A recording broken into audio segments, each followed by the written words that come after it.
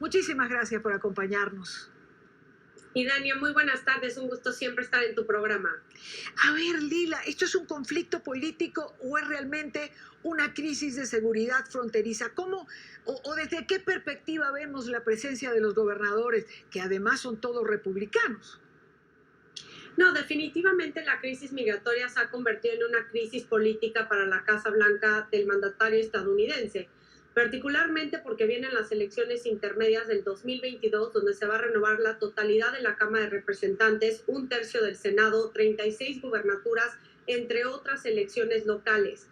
Creo que el tema de la migración va a ser uno de los ejes fundamentales del Partido Republicano para tratar de arrebatarle la mayoría débil que mantienen los demócratas en ambas cámaras del Congreso de Estados Unidos, y van a decir que aunque el presidente Joe Biden ha tratado de implementar y prometió implementar una política migratoria mucho más ordenada, digna y un poco más pues fluida en el sentido a lo que venía con la administración del expresidente Donald Trump, pues en realidad ha mantenido muchas de las políticas que su antecesor impuso en la frontera entre México y Estados Unidos, entre ellas la del título 42, que permite al actual gobierno de Estados Unidos expulsar de manera inmediata a los migrantes que llegan a Estados Unidos.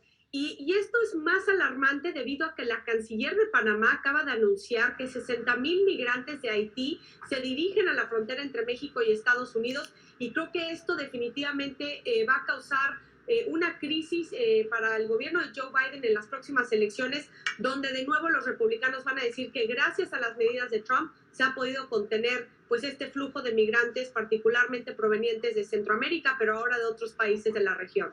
Es que, a ver, si vamos a la realidad, la política no ha sido ni fluida, ni ha sido una política que aporte soluciones. Se ha apoyado, como bien señalas, Lila, en parte de las políticas del presidente Trump. Y estamos viendo imágenes. Mira, yo no sé si las vimos antes o no, porque cada vez que se arma una nueva crisis, pensamos que el número aumenta, que esto no lo habíamos visto antes, que esto es nuevo, que el colapso es mayor, que a dónde vamos a llegar.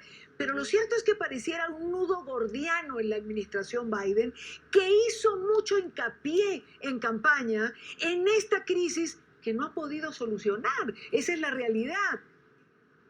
Y que también, y Dani, hay que mencionar que el permanece en México se reinstauró después de una orden de un tribunal en Estados Unidos, es decir, ya hay migrantes en espera otra vez de sus peticiones de asilo en México, cuando también el sistema migratorio de Estados Unidos está quebrado. Hay un retraso de más de 1 millón de peticiones de asilo en distintas cortes migratorias en Estados Unidos, y estamos hablando que los migrantes están esperando en promedio entre 1 a 2 años para que puedan llegar a sus audiencias ante la corte, si es que se les llega a dar pues ese derecho. Estamos viendo una violación de los derechos humanos, especialmente cuando uno de los pilares de la política exterior del mandatario estadounidense ha sido la protección de los derechos humanos a nivel global. Ahora, me parece que va a ser fundamental la reunión que se va a sostener en la Ciudad de México este próximo viernes 8 de octubre, en donde la va a encabezar el presidente mexicano Andrés Manuel López Obrador, y por parte de la delegación estadounidense van a estar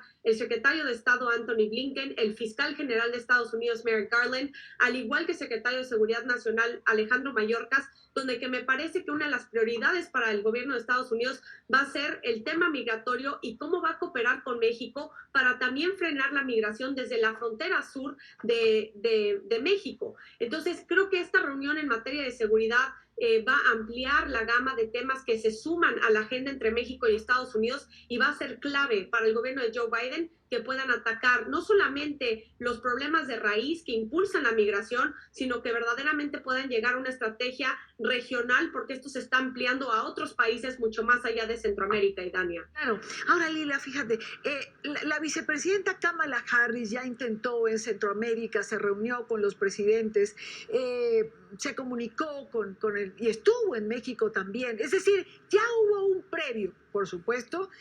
Digamos que en ese orden de ideas o en esa estrategia trazada viene este segundo encuentro. La pregunta, la crisis apremia para todos en general. La pregunta siempre es la misma.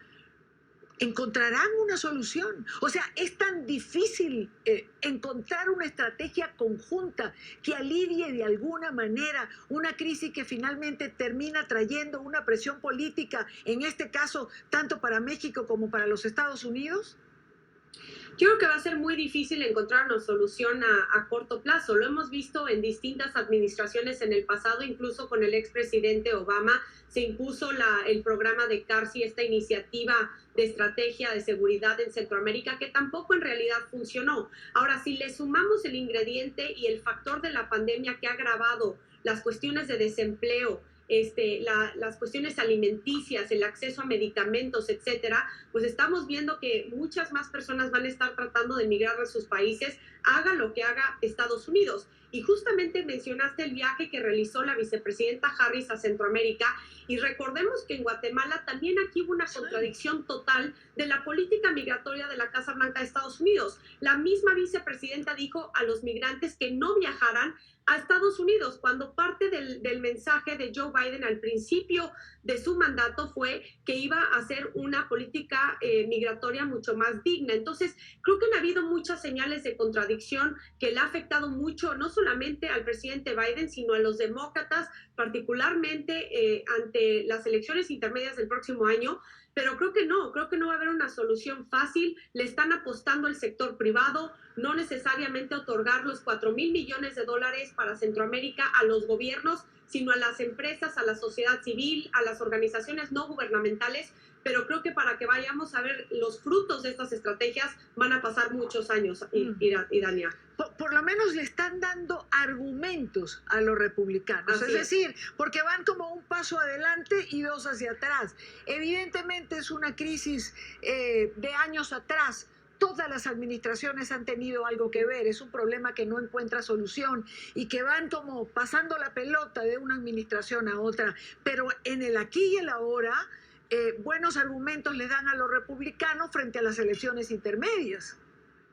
Y es justamente lo que están buscando. Por eso vemos que los gobernadores republicanos, DeSantis, Abbott en Texas y otros, se están sumando a este discurso de que el tema migratorio es una crisis que enfrenta el gobierno de Joe Biden y que incluso están diciendo que gracias al mensaje que mandó la Casa Blanca de fronteras abiertas, sí, lo cual no necesariamente es cierto, pero desde luego que lo van a utilizar para derrocar a los demócratas el próximo año. Y hay que recordar que el expresidente Donald Trump sigue completamente secuestrando al Partido Republicano, y uno de los temas fundamentales que lo impulsó a llegar a la Casa Blanca a Trump fue el tema migratorio. Entonces, que no nos sorprenda que esto vaya a ser la base de los argumentos de los republicanos el próximo año. Pues yo creo que así mismo va a ser. Lila, un gusto tenerte en el programa. Gracias por acompañarnos.